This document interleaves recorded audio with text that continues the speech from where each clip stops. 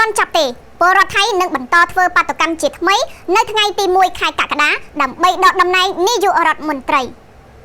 លោកភិជិតឆៃមង្គលមេដឹកនាំក្រុមបាតុកម្មប្រឆាំងរដ្ឋាភិបាលថៃបាននិយាយថាការប្រមូលផ្ដុំគ្នានៅថ្ងៃទី1ខែកក្កដានឹងកាន់តែធំហើយខ្លាំងឡើងដោយមានការចូលរួមពីពលរដ្ឋកាន់តែច្រើនជាងមុនដើម្បីជំរុញឲ្យនាយករដ្ឋមន្ត្រីថៃលោកស្រីផែថងឋានស៊ីណាវត្រាលាលែងពីតំណែងក្រុមប្រឆាំងក៏បានអំពាវនាវឲ្យគណៈបកចម្រុះចាក់ចេញពីរដ្ឋាភិបាលផងដែរលោកភិជិតឆៃមង្គលបានបដិសេធការចោទប្រកាន់របស់អ្នកនយោបាយគណៈបកភឿថៃថាបាតុកម្មរបស់លោកបានអំពាវនាវឲ្យមានរដ្ឋប្រហារយោធានៅក្នុងប្រទេសថៃលោកបានទទូចថាក្រុមលោកមិនបានទាមទារឲ្យមានរដ្ឋប្រហារនោះឡើយដោយលោកបានបញ្ជាក់ថាការទាមទារតែមួយគត់គឺដើម្បីឲ្យនាយករដ្ឋមន្ត្រីផែថងឋានស៊ីណាវត្រាចុះចេញពីតំណែងនិងឲ្យគណៈបកចម្រុះដកការគ្រប់គ្រងពីរដ្ឋាភិបាលមេដឹកនាំបាតុកម្មរូបនេះបានបដិញ្ញាឲ្យមានការប្រមូលផ្ដុំនិងធ្វើបាតុកម្មចិត្តវិមានរដ្ឋាភិបាលដោយមានការបោះជំរំទៀតផង